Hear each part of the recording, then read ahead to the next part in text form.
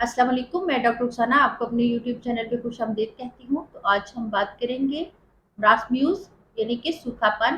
ब्रासम्यूज़ यानी कि बच्चों में सूखापन का होना। बच्चे अक्सर कमज़ोर होते हैं, पैदाइशी तौर पे वो वीक होते हैं, उनमें मुख्तलिफ टाइप से कमज़ोरियाँ होती हैं, मुख्तलिफ तरह के बच्चे होते हैं और मुख्तलिफ तरह के उनके सिम्टम्स होते हैं। तो हर सिम्टम बेस पे बात करेंगे और हर सिम्टम बेस की उसकी मेडिसिन सिलेक्शन बताऊँगी और उसकी पोटेंसी बताऊँगी और कौन-कौन से बच्चे हैं और किस-किस तरह की उनके अगर अलामात उनमें आ रही हैं, तो आप उनको कौन-कौन सी मेडिसिन्स, कौन-कौन सी पोटेंसी में दे सकते हैं। तो आज हम बहुत सारी मेडिसिन को डिस्कस करने वाले हैं। तो आज की वीडियो बहुत ही इन्फॉर्मेटिव है। पूरी वीडियो वॉच कीजिएगा, शुरू से लेके एंड तक वीडियो को देखा करें ताकि तमाम सिम्पटम भी आपको समझ आ जाएँ और तमाम मेडिसिन्स और उनकी पोटेंसीज़ भी आपको अच्छे से समझ आ जाएँ। तो बहुत ही ज़बरदस्त गाइडलाइन होती है, बहुत इन्फॉर्मेशंस होती हैं मेरी वीडियोज़ में। तो प्लीज़ काइंडली पूरी वीडियो देखा करें, वॉच किया करें ताकि आपको काफ़ी सारी इन्फॉर्मेशन हासिल किया हो जाए। और बहुत सारे लोगों में शेयर किया करें, जो लोग नहीं भी समझ सकते हैं, ट्रीटमेंट का बहुत ज़्यादा खर्चा नहीं कर सकते हैं, तो वो मेरी ये वीडियोस देख के सिम्पटम बेस पे मेडिसिन ले सकते हैं और काफ़ी ज़्यादा इससे अफाका होता है। बहुत सारी मुफीद यूज़फुल मेडिसिन हैं, बहुत मुफीद हैं। तो आप वीडियोस को शेयर किया करें।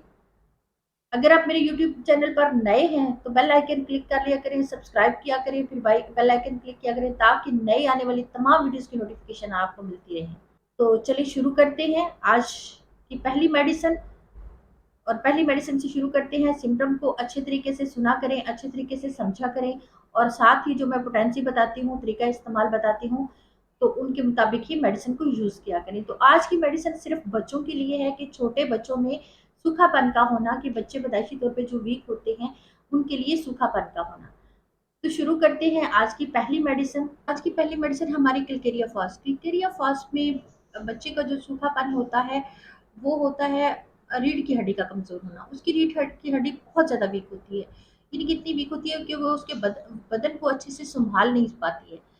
और जैसे ही अगर आप बच्चे को बिठाते हैं या बच्चे को उठाने की कोशिश करते हैं, बच्चा दोहरा हो जाता है और ऐसे ना फ़ोल्ड होके आगे को गिर जाता है।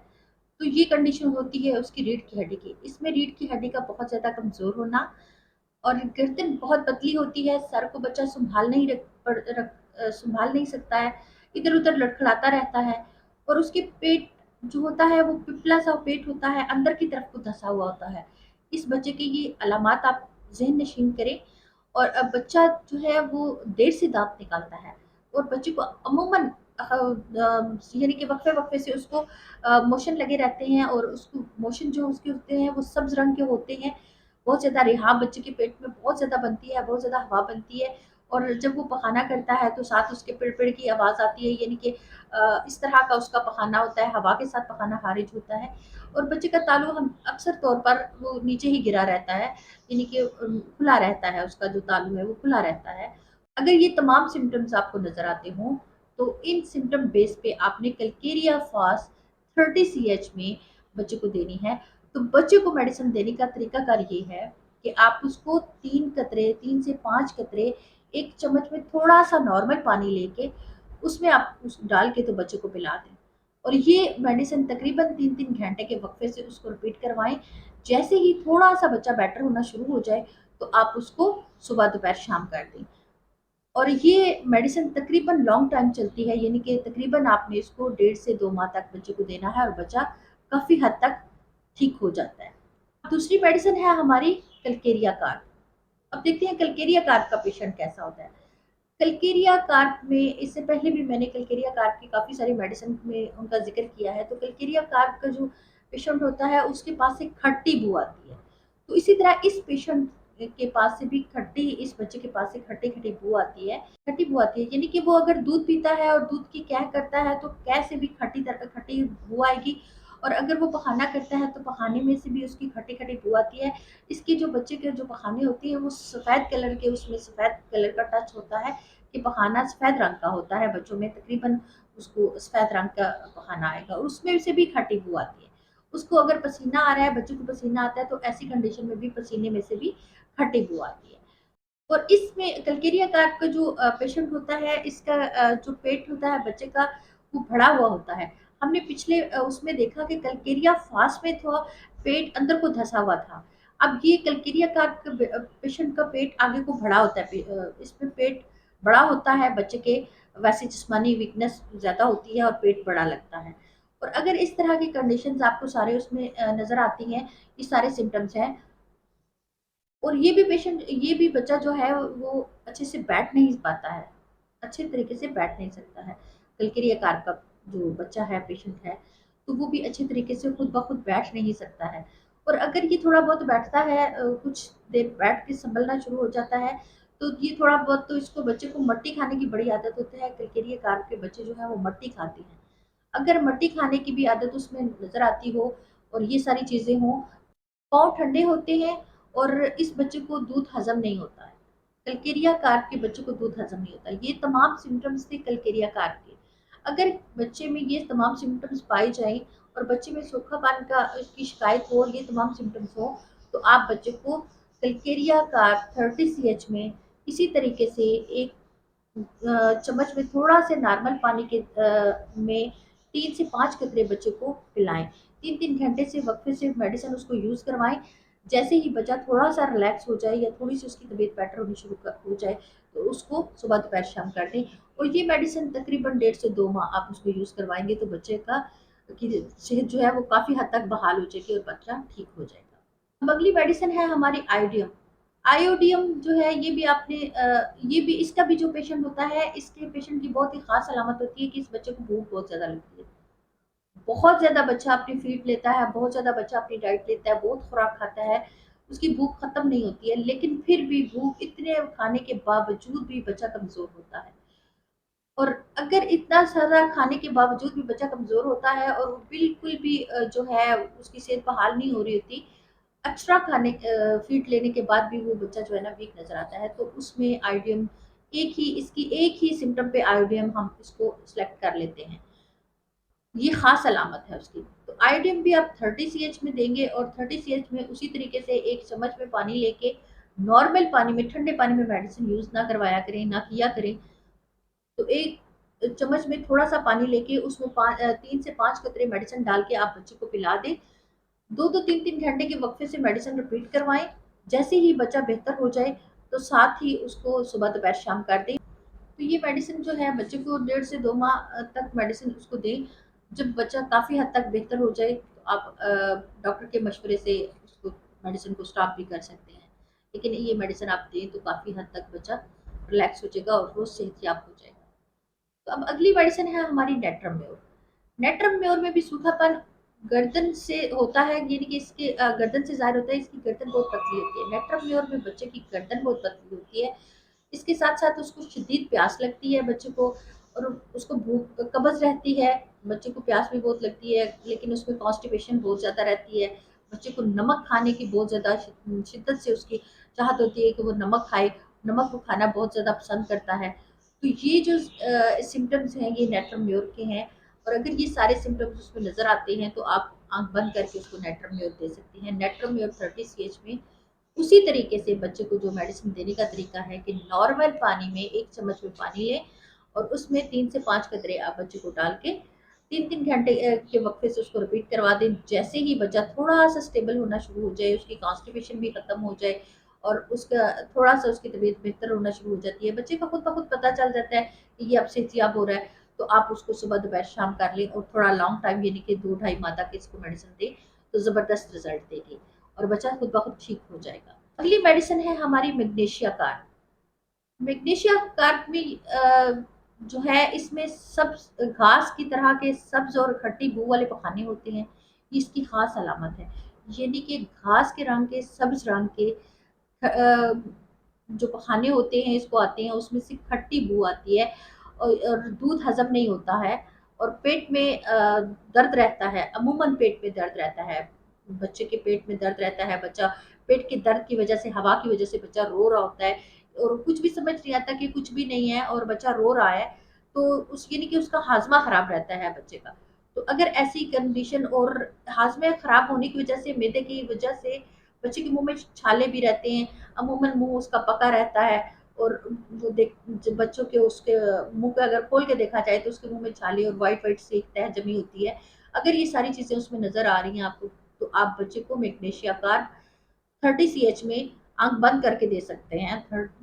तो इसको मेडिसिन देने का तरीकाकार मैं साथ साथ बता रही हूँ, बार बार इसको रिपीट करती हूँ कि बच्चों को मेडिसिन देने के लिए एक चम्मच में थोड़ा सा पानी लेकर उसमें 3 से 5 कतरे डाल के बच्चे को दे। 3-3 घंटे के वक्फे से बच्चे को मेडिसिन शुरू करवाएं, घंटे से बच्चे को मेडिसिन रिपीट करवाएं। जैसे ही बच्चे को थोड़ा रिलैक्स हो जाए, बच्चा उसकी सेहत ठीक होनी शुरू हो जाए, तो आप इसको इस मेडिसिन को तकरीबन 3 से 4 माह तक रिपीट करवाएं। और ये भी लॉन्ग टाइम थोड़ा मेडिसिन चलेगी, 2-2.5 माह तक इसको मेडिसिन दें, तो बच्चा जैसे ही ठीक हो जाए आप मेडिसिन स्टॉप कर सकते हैं या डॉक्टर के मशवरे से मेडिसिन को छोड़ सकते हैं।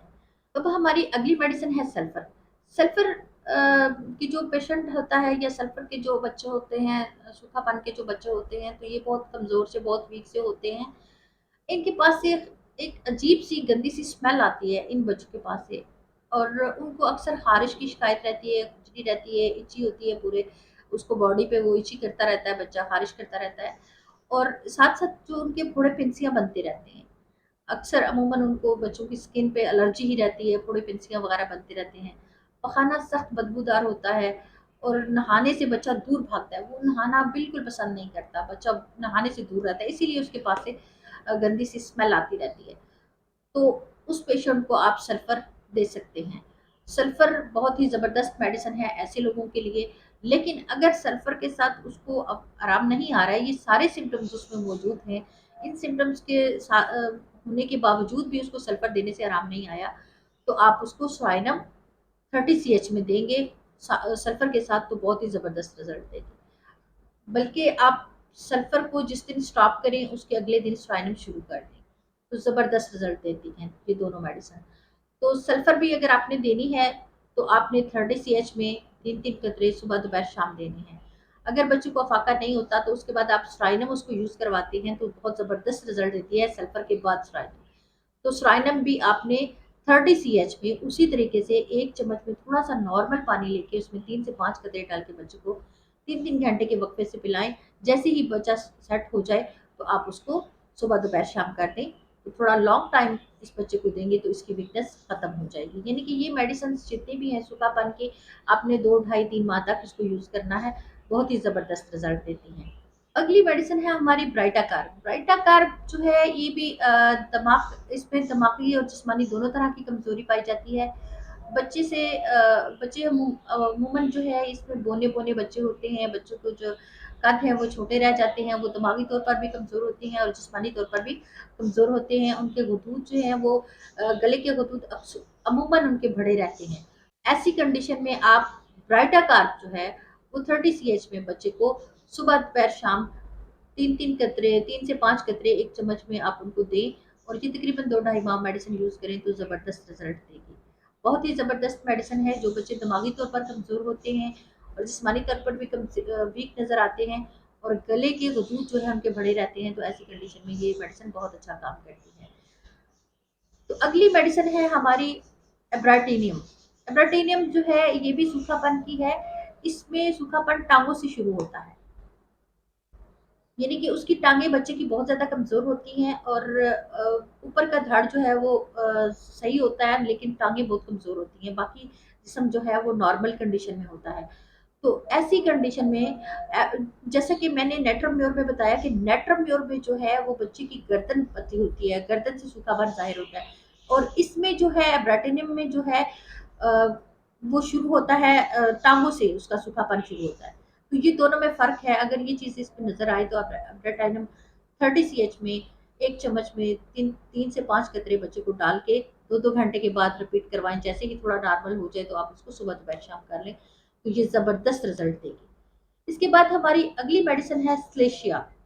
स्लेशिया में वो पेशेंट्स, वो बच्चे जो माँ का दूध बिल्कुल भी हज़म नहीं कर पाते, दूसरा दूध भी हज़म नहीं कर पाते, बच्चों के पेट अक्सर ख़राब रहते हैं, लूज़ रहते हैं, हवा बनती है, बच्चे रोते हैं, चीखते हैं।